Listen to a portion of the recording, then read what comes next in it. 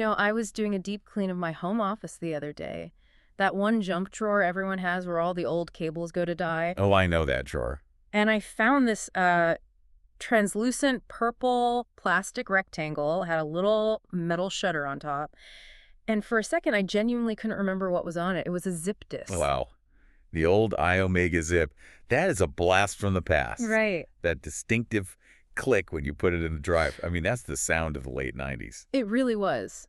But holding it got me thinking about just how much physical stuff we used to need just to save a file. Mm-hmm. And then, as if you were reading my mind, you sent over this source material today, this massive family tree of digital data storage. It perfectly visualizes that chaos. It really does. It organizes everything we've ever used into this, well, this biological-looking genealogy. It's the story of how we remember things digitally. Exactly. And we're going to walk through this tree today, branch by branch. And what strikes me about this visual is that it takes something we think of as a straight line of progress. Things just getting smaller faster. Right. A simple evolution? And it shows us it wasn't that at all. It was actually a three-way war for dominance. A war between three kingdoms, right. I love that framing. Precisely. If you look at the root of this tree, the whole idea of digital data storage splits immediately into three distinct lineages: magnetic, optical, and solid state. Each with a completely different philosophy, a different way of trapping a bit of information. Exactly. And while we might think everything is solid state now because we live on our phones, this tree shows the other two kingdoms are very much alive. Just evolving in the shadows. So let's start with the oldest and, I'd argue, the loudest branch, the magnetic kingdom. The heavy metal branch.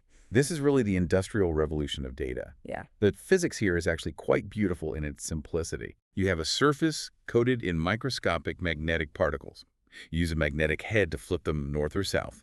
That's your 1 or your 0. Simple but mechanical. It involves moving parts. Very mechanical. Which brings us to the first sub-branch listed here. Yeah. The hard drive. The workhorse of the digital age. And the diagram splits them into two specific categories, 3.5-inch and 2.5-inch. Right. Now, to the average person, that just sounds like, a size difference. But the tree separates them for a reason. It's a distinction of purpose. Yeah. The 3.5-inch drive, that's the big, heavy brick you'd find inside a desktop tower or a server. Built for capacity. Built for capacity, exactly. Yeah. Because it's physically larger, the platters inside are larger and the outer edge of the disk is moving faster, which historically meant better performance. Right, and then you have the 2.5-inch branch. And that was the revolution that made the laptop possible. To get that drive into a portable computer, they had to shrink everything. Motor, the platters. Everything. The tree highlights this split because it shows the first major compromise in storage. Do you want massive space or do you want to put it in a backpack? It's the eternal struggle. But hanging off this magnetic branch all by itself is a leaf labeled tape, and specifically LTO. LTO or linear tape open. Okay, I have to stop you there. If I'm a listener, I'm thinking cassettes. I'm thinking mixing a playlist in 1985. Right. Why is tape even on a modern family tree of storage? Is this a mistake? That is one of the biggest misconceptions in tech. Tape didn't die, it just went corporate. LTO is actually the superhero of data survival. How so? See, hard drives are always connected. They're spinning, they're hot, they're online. If you get hit by ransomware, the virus jumps to the backup drive because it's connected. Okay. But a tape cartridge sitting on a shelf, it's air-gapped. Air-gapped, meaning it's physically disconnected. Exactly. You can't hack a piece of plastic sitting in a cardboard box. It's the ultimate offline mode. Precisely. And it's incredibly cheap per terabyte.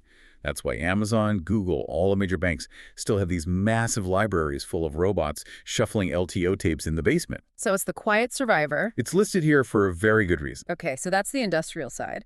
But the part of the magnetic branch that really triggered my nostalgia is the sub-branch labeled removable disk. Ah, yes. The graveyard of ambition. Seriously. This section lists the floppy, the zip, the jazz, and the rev. This feels like a history of my personal frustration. Well, let's start with the floppy lineage. The tree traces a very clear physical shrinking here. It starts with the 8-inch floppy. Yeah. Which I've actually never held. It sounds like a placemat. It basically was. Huge, genuinely floppy. You could wave it around, and it held almost nothing, about 80 kilobytes. Then the tree branches down to the 5.25-inch. That's the one I remember from school. The black square with the hole in the middle. You felt like you were launching a nuke when you lock that lever down. And finally, the 3.5-inch. The icon of the save button. But the trend the diagram is showing is that the technology didn't really change. It was still just a circular piece of magnetic film. They just kept making the casing smaller. And the magnetic particles denser. But then we hit the capacity wars.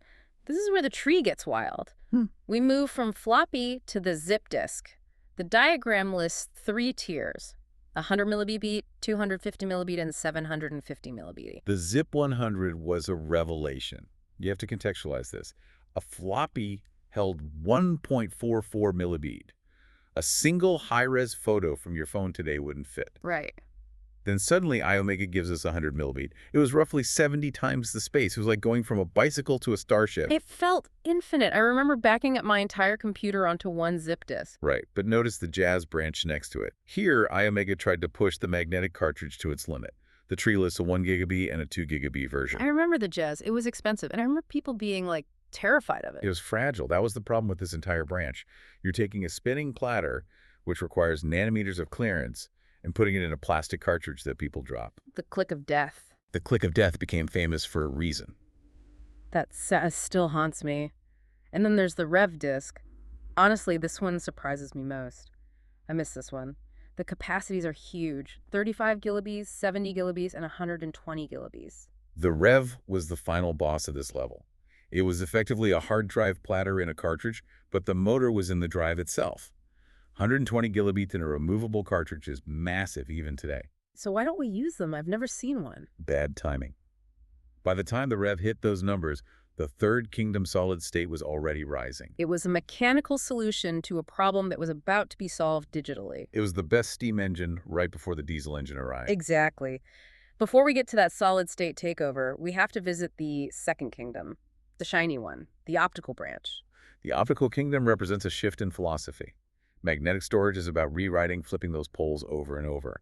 Optical is about burning. It's about permanence. And the tree structure here is fascinating. It's not a straight line, it's a web. We start with the CD. The humble compact disc, 700 megabytes. The diagram breaks it down into standard, recordable, and rewritable. But look at that third leaf, Gold Archive. Yeah, I saw that. Is that just, a marketing term? Gold sounds fancy. In this case, it's literal science. Standard burnable CDs use an aluminum or silver alloy reflective layer. Over time, oxygen eats that layer. It oxidizes. So the disk effectively rusts from the inside out. And your data disappears. It's called disk rot. That's terrifying. I have CDRs from college that I haven't checked in years. You might want to check them. Gold archive disks use a real 24-karat gold layer. Gold doesn't oxidize. So when the tree includes this, it's signaling that optical isn't just about music. It's about deep storage. It's about beating time. Okay, so moving down, we get to the DVD, the digital versatile disc.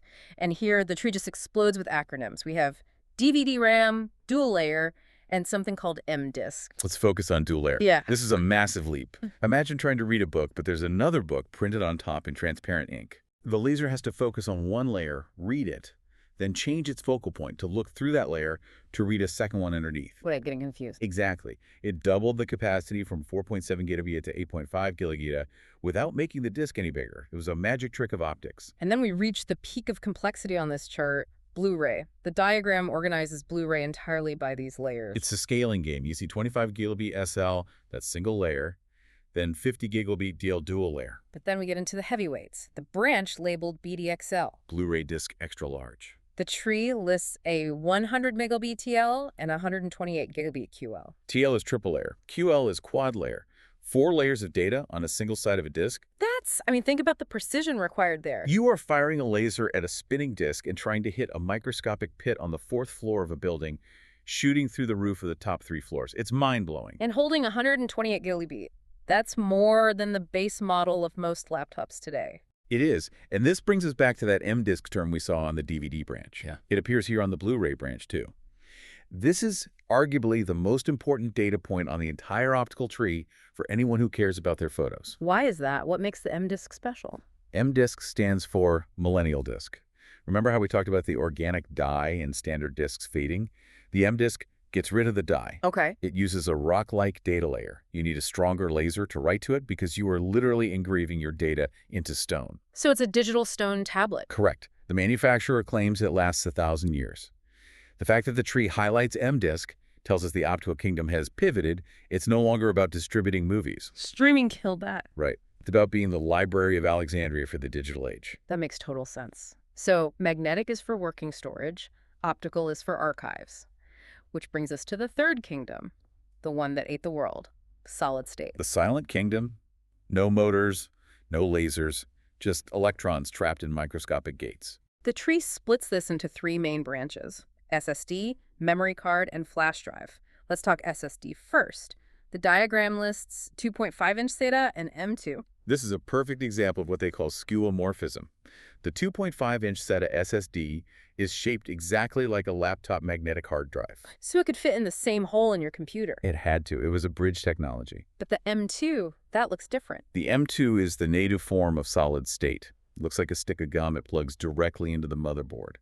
By getting rid of the cables and the big plastic case, we unleashed the true speed of the chips. This is what makes your modern computer wake up instantly. It is. And then we have the flash drive branch, the thumb drive. The tree puts this on its own, which feels right. It replaced the floppy, the zip, and the burnt CD all at once. The ultimate convenience. Yeah. But the real magic, the real aha moment for me on this tree is in that third branch, memory card. This is where the miniaturization just gets silly. The tree lists CF cards compact flash, which were those thick cards pro cameras use, but then it goes to SD card and splits into full size and micro SD. Micro SD, the size of a fingernail. And yet I can buy a 1 terabyte micro SD card today. When you look at the rev disk on the magnetic branch, that 120 gigabit cartridge was the size of a sandwich. Right. Now we have nearly 10 times that storage in a flake of plastic I could accidentally inhale. And that is the defining characteristic of the solid-state branch. In the magnetic era, capacity meant physical size. In the optical era, capacity meant complexity, more layers. In the solid-state era, capacity is invisible. It's about 3D stacking, building skyscrapers of transistors inside the chip. That's it. So we've climbed the whole tree, from the 8-inch floppy to the microscopic M2. What's the big takeaway for you here? What does this map tell us? For me, it tells us that we are trading object permanence for convenience. What do you mean? Think about it. A zip disk was an object. You had to label it. You heard it spin up. You knew where your data was.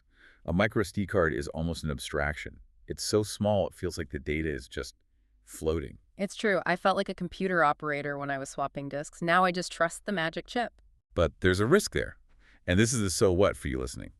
The magnetic branch, specifically tape, and the optical branch, specifically M-disk, are the only ones focused on keeping the data for 50 or 100 years.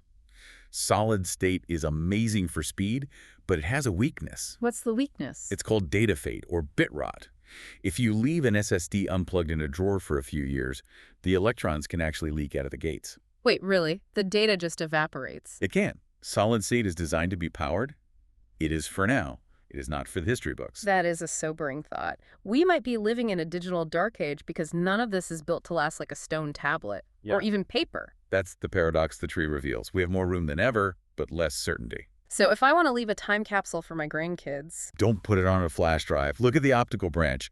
Burn an M-disk. Or, frankly, print the photos out on paper. Paper is still one of the best storage formats we have. I love that. We've gone through high-tech lasers and quantum tunneling only to recommend paper. Sometimes the old ways are the best ways. Before we wrap up, I want to leave everyone with a final provocative thought. We've seen the trend go from big physical disks to tiny chips. If this tree grows a new branch in 10 years, what does it look like? Well, we're already seeing hints of it in the lab. Oh, yeah. DNA storage. DNA storage, as in biological DNA. Exactly. Encoding digital data ones and zeros into synthetic biological strands. A test tube, the size of a pinky finger, could theoretically hold all the data in the world. That's insane. It sounds like science fiction, but it's the ultimate storage. DNA has lasted for millions of years in fossils.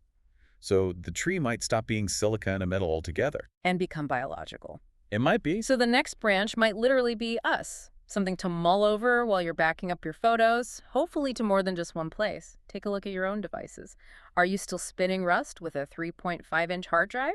Or have you gone fully invisible with solid state? And if you find a 120 gigabit rev disk, let me know. I want to put it in a museum. Thanks for diving in with us. Until next time.